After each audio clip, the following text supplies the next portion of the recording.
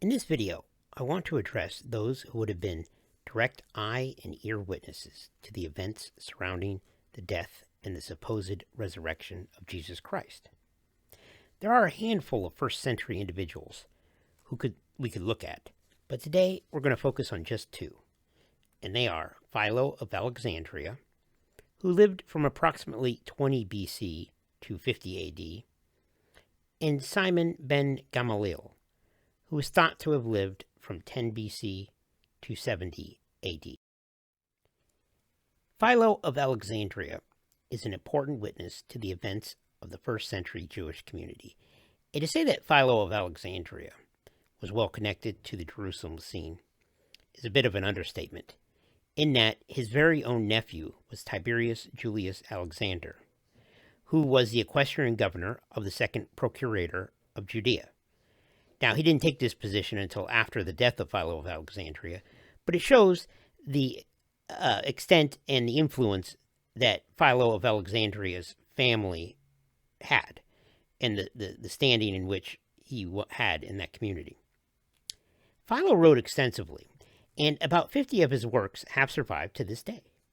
Now, notably, he integrated several Greek philosophical concepts with Judaism, including the important concept of logos that originated with the Greek philosopher Heraclitus, who lived about the 5th century BC. The particular concept of logos is referred to by the Apostle Paul, and it is one of the central themes that the writer of the Gospel of John would use to describe the role and the person of Jesus Christ. I should also note that Philo of Alexandria is not just some obscure scribbler, as he is quoted by many of the early Christian fathers, including Clement of Alexandria, Origen, Justin Martyr, Tertullian, as well as Augustine of Hippo. I'm going to do a side-by-side comparison from the Gospel of John and the writings of Philo of Alexandria in his commentary on the creation. Now, unfortunately, Philo of Alexandria is rather verbose and rambling writer by modern standards, so it's difficult to find exact pithy quotes to epitomize his concepts. But here's a side-by-side comparison. And as you can see, the comparisons are this, similar concepts. But the writer of the Gospel of John is a much better writer, in my opinion. In the beginning was the Word, Logos. And the Word was with God, and the Word was God. The same was in the beginning with God. All things were made by him, and without him was not anything made. John 1, 1-3. Now here's a passage from Philo of Alexandria. The reason, Logos, of God, already occupied in the creation of the world, for neither is a city, while only a perceptible to the intellect, anything else but the reason, Logos, of the architect who is already designed to build one perceptible to the external sense on the model of that which is only in the intellect. That was from On Creation, chapter 6 of Philo, written by Philo of Alexandria. Further down in Philo's commentary, he makes the following observation, which again is mirrored by the writer of the Gospel of John. So here's the Gospel of John. In him was life, and the life was the light of men. And the light shineth in the darkness, and the darkness comprehended it not. John chapter 1, verses 4 and 5. Now here's Philo of Alexandria. And the invisible divine reason, perceptible only by intellect, he calls the image of God, and the image of this image in that light, perceptible only by the intellect, which is the image of the divine reason, which has explained its generation, and is a star above the heavens, the source of those stars which are perceptible by the external sense. And if one were to call it a universal light, he would not be wrong, since it is from the sun and the moon and the other planets and the fixed stars derived from due light, in proportion as each has power given to it, the unmingled and pure light being obscured, when it begins to change, according to the change from that which is perceptible only by intellect, to that which is perceptible by the external sense, for none of those things which are perceptible to the external sense is pure. And that was from Philo of Alexandria on Creation, chapter 8. The concept of logos is weaved throughout Philo's works, and is even picked up by the Apostle Paul in his writings, as can be seen in the following passage, talking about logos as the mediator between God and man. In fact, Philo goes on to say that the logos stood in the midst of humanity, not unlike what Paul refers to in this section here of 1 Timothy chapter 2. For there is one God, and one mediator between God and men, the man Jesus Christ, who gave himself a ransom for all, to be testified in due time.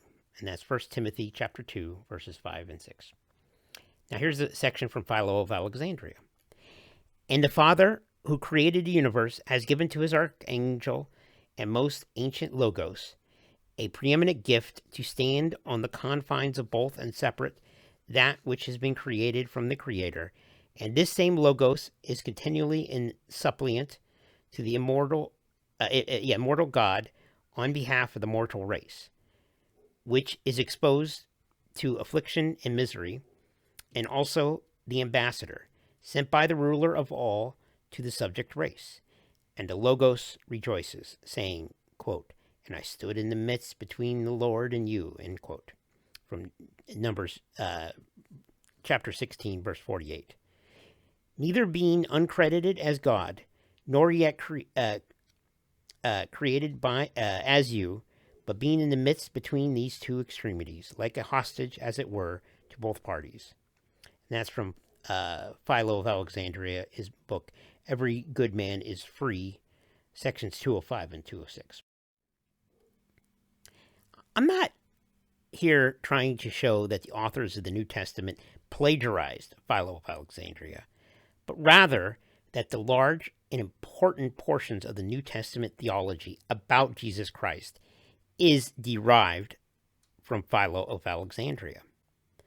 This, however, is problematic in that Philo lays out the theology of Jesus Christ, but does not mention Jesus Christ.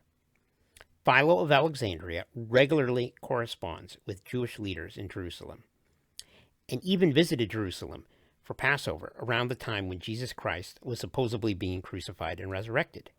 The fact that Philo of Alexandria could be spouting off what would eventually evolve into Christian theology without mentioning Jesus Christ, who would have been his contemporary, is absurd.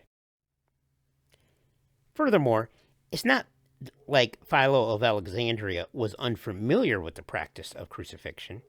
In fact, here's a direct quote where he specifically talks about the Roman practice of crucifixion. Quote, I have known instances before now of men who have been crucified when this festival and holiday was at hand, being taken down and given up to their relations in order to receive the honors of a sepulchre. And that's from his book, Flaccus, section 10. So how is it that Philo of Alexandria could write these proto-Christian theology works and write about crucifixion without mentioning the most famous crucifixion of all? Now, we know that Philo of Alexandria lived and wrote past 33 AD, as he is said to have died approximately 50 AD. The glaring omissions of Philo of Alexandria is a tremendous blow to the historicity of the gospel accounts of the Passion of the Christ.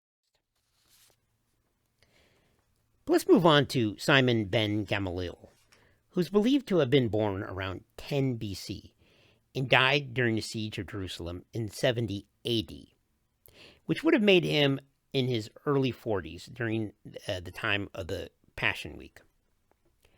You might be thinking his name sounds familiar, and that's because the Apostle Paul is claimed to have said in Acts chapter 22, verse 3, quote, I am verily a man which am a Jew, born in Tarsus, a city in Cilicia, yet brought up in this city, referring to Jerusalem, at the feet of Gamaliel, and taught according to the perfect manner of the law of the fathers, and was zealous towards God.